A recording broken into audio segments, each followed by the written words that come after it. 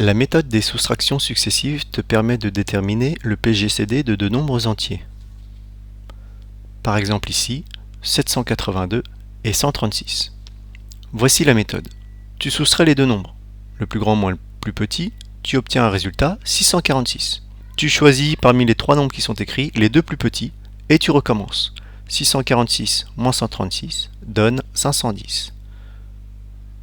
Tu choisis les deux plus petits, 510 moins 136 te donne comme résultat 374. Tu prends les deux plus petits, 374 moins 136 te donne comme résultat 238.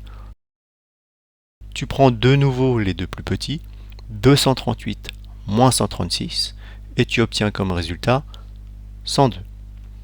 De nouveau, tu reprends les deux plus petits, 136 et 102, tu les soustrais, tu obtiens 34.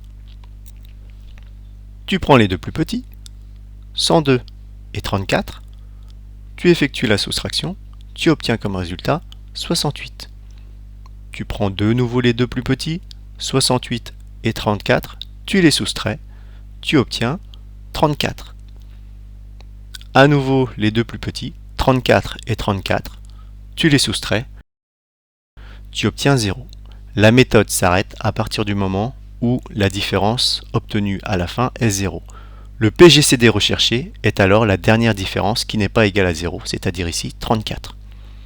Le PGCD que tu recherches est donc 34 et on peut décomposer les deux nombres de départ de la façon suivante.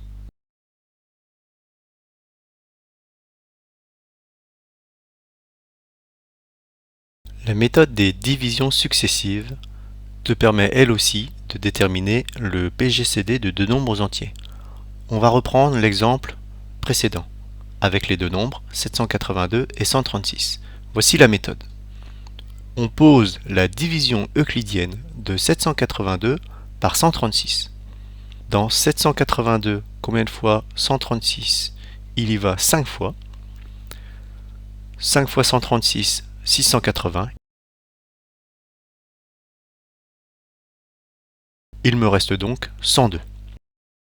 Je vais poursuivre les divisions en prenant le diviseur que je vais diviser par le reste obtenu. J'ai donc une nouvelle division euclidienne, 136 divisé par 102. Dans 136, combien de fois 102? Il y va une fois. Et il me reste 34.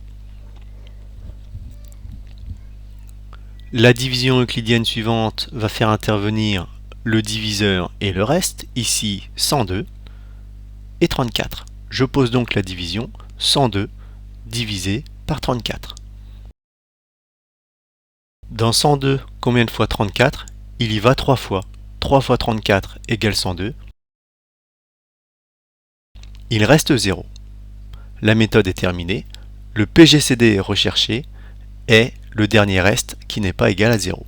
Ici, c'est donc 34. Le PGCD de 782 et 136 est 34. Et on obtient les décompositions suivantes. Cette méthode est aussi appelée algorithme d'Euclide. Sur une feuille correctement présentée avec ton nom et ton prénom, tu feras les questions A et B des exercices 23 et 24 de la page 24 de ton manuel.